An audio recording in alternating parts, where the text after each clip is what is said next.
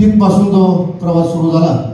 आता चित्रफितीच्या माध्यमातून दाखवण्यात आला, अनेकांनी आपल्या वक्तव्यातून स्पष्टीकरण केलं आणि तिथपासून म्हणजे सुरुवातीला विज्ञान गणित विषय असेल, आमचा 10वीचा 100% निकाल, विद्यार्थी घडवण्यासाठी शालेय शिक्षण असेल, RSP MCC असेल, काही सांघिक खेळ असतील, वैयक्तिक खेळ असतील, अगदी क्रीडा स्पर्धेमध्ये, कुस्ती स्पर्धेमध्ये जागतिक पातळीपर्यंत पोचणारा आमचा विद्यार्थी आहे विजय पवार. असा एक अतिशय प्रतिकूल परिस्थितीमध्ये असणारा विद्यार्थी जागतिक पातळीपर्यंत पोहोचला. नवे या ठिकाणी तुम्ही जर पाहिलं तर विज्ञानामध्ये मनीष जोशी हा आज अमेरिकेमध्ये शास्त्रज्ञ आहे. आमची की कार्तिकी गायकवाड ही विद्यार्थिनी संपूर्ण जगामध्ये प्रसिद्ध आहे. ज्ञानेश्वर बेसराम असतील, अध्यात्म क्षेत्रामध्ये आमचे पुरुषोत्तम पाटील असतील, अनेक जण या ठिकाणी आमच्या ह्या सेवा कालावधीमध्ये घडलेले आहेत. या शिक्षक संघटनेच्या माध्यमातून देखील अनेक प्रकारची कामं केली. खेड तालुका विज्ञान अध्यापक संघाच्या अध्यक्ष नात्याने काम केले. जिल्हा प्रतिनिधी म्हणून शिक्षक संघटनेमध्ये काम करण्याची संधी प्राप्त झाली. आणि विशेष म्हणजे या विद्यालयाला जर आपण पाहिलं तर आम्ही असं म्हणतो की जर तुम्हाला महाराष्ट्र पाहायचा असेल कादर साहेब तर तो ज्ञानेश्वर विद्यालयामध्ये दिसतो. कारण महाराष्ट्रातील अगदी प्रत्येक जिल्ह्यातील, प्रत्येक तालुक्यातील, तळागाळातील प्रत्येक विद्यार्थी या ठिकाणी आध्यात्मिक शिक्षणासाठी येत असतो. आणि ते आध्यात्मिक शिक्षण घेत असताना शैक्षणिक शिक्षणासाठी ह्या ज्ञानेश्वर विद्यालयामध्ये त्याची ओढ लागलेली असते. आणि ह्या ठिकाणी कुठल्याही प्रकारचं त्याला कॅटेगरी न लावता ॲडमिशन दिलं जातं. आणि विशेष म्हणजे आमचा 2020 पासून आत्तापर्यंत एवढ्या मोठ्या शाळेचा इयत्ता 10वीचा निकाल मला सांगायला अभिमान वाटतो हा 100% लागलेला आहे. त्याचप्रमाणे इयत्ता 12वीचा निकाल 98% इथपर्यंत गेलेला आहे. वेगवेगळ्या प्रकारचे कार्यक्रम असतील, सांस्कृतिक कार्यक्रम असतील, क्रीडा स्पर्धा असतील, सगळ्या याच्यामधून वेगवेगळ्या प्रकारचे उपक्रम शाळेच्या माध्यमातून राबवले. वृक्षारोपण असेल त्याचाही आज पुरस्कार या ठिकाणी प्राप्त झालेला आहे. आजचीच घटना आहे. असे सर्व विद्यार्थी या ठिकाणी घडवत असताना 2014 साली पर्यवेक्षक म्हणून नियुक्ती झाली. आणि बऱ्याचशा गोष्टी, परिवर्तन हा निसर्गाचा नियम आहे, त्या नियमाला अनुसरून अनेक गोष्टी घडल्या. त्यामध्ये 2017 साली आत्ताचे माध्यमिकचे शिक्षण अधिकारी आहेत ते आमचे विद्यार्थी आहे, मला सांगायला अभिमान वाटतो, डॉक्टर भाऊसाहेब कारेकर. ते या ठिकाणी महात्मा फुले गुणवत्ता अभियान यासाठी आले होते. आणि आल्यानंतर त्यांनी सांगितलं की मला ही शाळा ISO झालेली पाहिजे आहे. ज्यावेळी ही शाळा ISO होईल त्याच वेळी मी परत येणार आहे. आणि याची जबाबदारी कोण घेणार असेल तर सांगा. तर त्यावेळेला मी जबाबदारी घेतली. आणि जानेवारी ते ऑगस्ट महिन्यापर्यंत या 7-8 महिन्यात सर्वांना कामाचं चांगल्या प्रकारे वाटप करून शाळा ISO मानांकन प्राप्त करून देईल काम करण्याची संधी मिळाली. अनेक भौतिक सुविधा त्या माध्यमातून देण्याचा प्रयत्न केला. आज आपण पाहतो की विद्यार्थी पेपरमध्ये बातम्या पाहिल्या तर भरकटताना दिसतो, परंतु इथं आल्यानंतर त्याला माऊलीचं दर्शन घडावं म्हणून प्रथमच आल्यानंतर माऊली बाग जी भव्य दिव्य आहे ती या ठिकाणी करण्यात आली. कुठेही आपल्याला पाहायला मिळणार नाही असं कलादालन जे आहे ते आमच्या शाळेमध्ये तुम्हाला पाहायला मिळेल. ते या कालावधीमध्ये झालं. गणित प्रयोगशाळा असेल यासारख्या काही सुविधा ज्या आहेत विद्यार्थ्यांसाठी, विद्यार्थी हा केंद्रबिंदू मानून त्याच्या सर्वांगीण विकासासाठी ज्या ज्या काही गोष्टी करता येतील त्या सर्व करण्याचा प्रयत्न केला. त्याचबरोबर नोव्हेंबर 19 पासून या प्राचार्य पदावरती नियुक्ती झाली. आणि तिथपासून मी आमच्या सर्व विश्वस्तरांना सांगितलं की मला पद देणार असेल तर पहिलं मैदानाचं काम करायचं आहे. आणि त्यांनी ते मान्य केलं. आणि बरेच वर्ष मैदान आपल्या शाळेला नव्हतं, ते पहिलं मैदानाचं काम केलं, कंपाऊंड वॉलचं काम करण्यात आलं. आणि अशा पद्धतीने पाठीमागची पुढची फरशी असेल, त्याचबरोबर सायकल स्टँड असेल, अशा वेगवेगळ्या प्रकारच्या भौतिक सुविधा, त्याचबरोबर गुणवत्ता वाढीसाठी वेगवेगळ्या प्रकारचे प्रयत्न, जादा तास असं आयोजन असेल, मासिक टेस्ट असतील, या सर्व करून समोरच्या जी 12 खोल्यांची इमारत आहे ती याच कालावधीमध्ये पूर्णत्वास गेली. आणि गुणवत्तेच्या बाबतीमध्ये जसं 10वी-12वीचा निकाल त्याप्रमाणे NMS असतील, स्कॉलरशिप असेल, NTS परीक्षा असतील, याचा देखील आलेख हा चढता दिसताना आपल्याला दिसतो.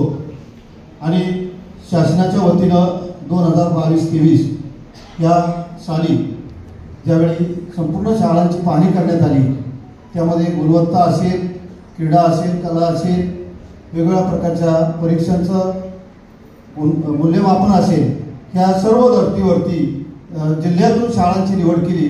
त्यामध्ये 33 शाळेमध्ये आपला ज्ञानेश्वर विद्यालयाचा नंबर त्या ठिकाणी चांगल्या पद्धतीने मार्क मिळाला. त्याचाही सन्मान A ग्रेड देऊन शासनाने केला. शालेय विद्यार्थ्यांच्या वरती संस्कार घडावेत या माध्यमातून गेल्या 4 वर्षापूर्वी आम्ही ओळख ज्ञानेश्वरीची हा उपक्रम चालू केला.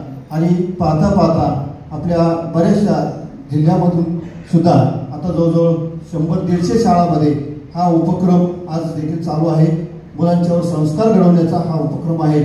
यामध्ये संस्थांनी सुद्धा सहभाग घेतला आणि त्याचा फलित म्हणून 1 ऑक्टोबर 2024 या दिवशी अवसरी या ठिकाणी या शाळेला आदर्श शाळा पुरस्कार प्राप्त झाला. आम्ही सर्वजण त्या ठिकाणी उपस्थित होतो, साक्षीदार आहोत.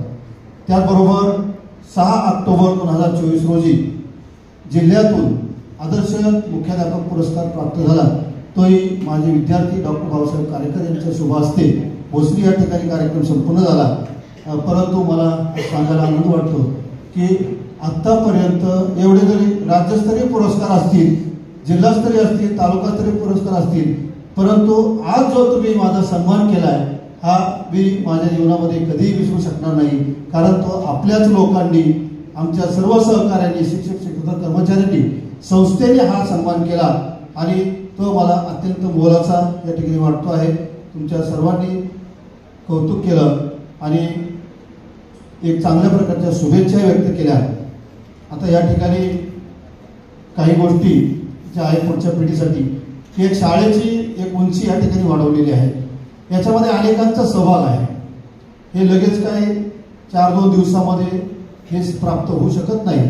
म्हणून अनेक आत्तापर्यंत जे काही प्रशासकीय अधिकारी असतील, शिक्षक असतील, शिक्षक कर्मचारी असतील, संस्था असेल, यांच्या माध्यमातून हे जे संपादन झालेलं आहे, एक वेगळ्या प्रकारचं स्टेज निर्माण झालेलं आहे. आता इथून पुढच्या मंडळीने सुद्धा याच प्रकारचं काम चांगल्या पद्धतीने करावं. त्याचबरोबर जर आपण पाहिलं तर बऱ्याचशा गोष्टी ह्या केलेल्या आहेत, अजूनही करण्याची आवश्यकता आहे. तुम्ही सर्वांना शिक्षक जे असतील, इतर सर्व जे असतील, यांनी स्वतः प्रथमतः सुदृढ व्हावं, दररोज व्यायाम करावा आणि आपलं आरोग्य राखावं, दररोज ज्ञानाच्या बाबतीत अपडेट असावं, आपला जो विषय असेल ह्या विषयामध्ये आपण पारंगत असावं, म्हणून वाचन लेखन करत जा.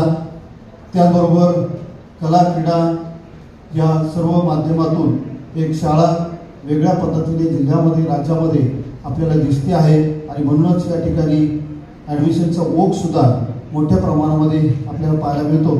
या सर्व भौतिक सुविधा असतील किंवा या सर्व आम्ही वेगवेगळ्या प्रकारच्या कमिट्या स्थापन केल्या होत्या.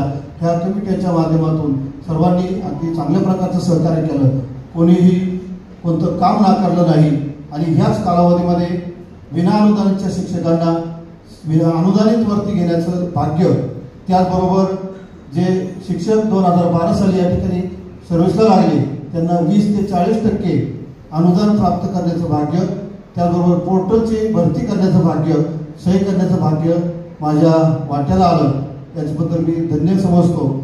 बर्वे झाले आजीवरी, नाही पूर्ण मृत्याचे आहे, वाचून आलो येतवरी, उरले ते हरी तुम्हा समर्पण. इथून पुढचा कालावधी हा इतर समाजासाठी, धार्मिक कामासाठी, शैक्षणिक कामासाठी खर्च करायचा आहे. आणि त्याचबरोबर असं म्हणतात, देणाऱ्याने देत जावे, घेणाऱ्याने घेत जावे, देता देता एक दिवस देणाऱ्याचे हात घ्यावे. ह्या उक्तीप्रमाणे उरलेलं समर्पण जीवन जे आहे हे या परमार्थिक क्षेत्रामध्ये असेल, शैक्षणिक क्षेत्रामध्ये असेल, की ज्या ज्या ठिकाणी आमचे बरेचसे गावकरी सुद्धा वाट पाहत आहेत. सर आता रिटायर झालेले आहे, आता इकडं या आम्ही काहीतरी सुधारणा करूया. या धार्मिक क्षेत्राच्या धर्मशाळा असतील, गावची शाळा असेल, यासाठी जास्तीत जास्त आपला जीवनातला वेळ खर्च करावा असं वाटतं. त्याबरोबर लेखनाची आवड आहे ती पूर्ण करण्याची परमेश्वरांनी संधी द्यावी आणि अशा पद्धतीने मी असं म्हणेन की रिटायर जरी झालो तरी आमच्या मुंगशे नावाचं जे रक्त आहे केमिकल आहे ते वेगळंच आहे, ते काही शांत बसणार नाही आहे. त्यामुळं जरी रिटायर झालो आता काय घरी बसणार आहे असं नाही आहे, तर तुमच्यामध्ये सर्वांच्या मध्ये उरलेलं आयुष्य समर्पित करण्याचा विचार आहे. त्याचबरोबर हे करत असताना आमच्या सौभाग्यवती असा प्रसंग आला की प्राचार्य पदासाठी संस्थेने विचारणा केली, तर माझ्या अगोदरच्याने ते पद नाकारलं होतं. तर मी आमच्या सौभाग्यवतीला विचारलं, तर त्यांनी असं सांगितलं की अहो तुम्ही हे सर्व पाहताय, समाजातलं सर्व धर्मशाळेचं पाहताय, दिंडीचं पाहताय, तुम्हाला हे सांभाळणं काहीच अवघड नाही. म्हणलं ठीक आहे. त्या शब्दावरती मी प्राचार्यपद स्वीकारलं, परंतु त्यांनाही सांगितलं की तुम्हालाही जास्त जबाबदारी पडेल. आणि मग त्यांनी सर्व घरची जबाबदारी असेल, धर्मशाळेची दिंडी जबाबदारी असेल काही, त्या सुद्धा स्वीकारल्या. आमचे बंधू सोमनाथ शेठ असतील, त्यांच्या सौभाग्यवती कविताताई असतील, यांनी घरची जबाबदारी स्वीकारली. त्यामुळं मला या सर्व गोष्टी करता येऊ शकल्या. आणि म्हणूनच मी असं म्हणेन की याचसाठी केला होता अट्टास शेवटचा दिस गोड व्हावा, ह्या उक्तीप्रमाणे हा शेवटचा दिस माझा गोड झालेला आहे, अत्यंत आनंदाचा झालेला आहे. तुम्ही सर्वजण या ठिकाणी मान्यवर वेळात वेळ काढून या ठिकाणी उपस्थित झालात, तुम्हाला सर्वांना धन्यवाद देतो. आणि तुमच्या ऋणामध्ये राहील. आमचे राशीकर ग्रामस्थ असतील, पुणेकर मंडळी असतील, सर्व विद्यार्थी, सर्व शिक्षक, शिक्षक कर्मचारी यांनी सुद्धा एक चांगल्या प्रकारची साथ दिली, म्हणून हे काम आपण करू शकलो. हा प्रगतीचा आलेख जो आहे हा असाच उंचावत राहो. त्याचबरोबर हा जगन्नाथाचा रथ सर्वांच्या सहकार्याने असाच पुढे जात राहो अशी माऊली चरणी प्रार्थना करतो आणि या ठिकाणी थांबतो. धन्यवाद.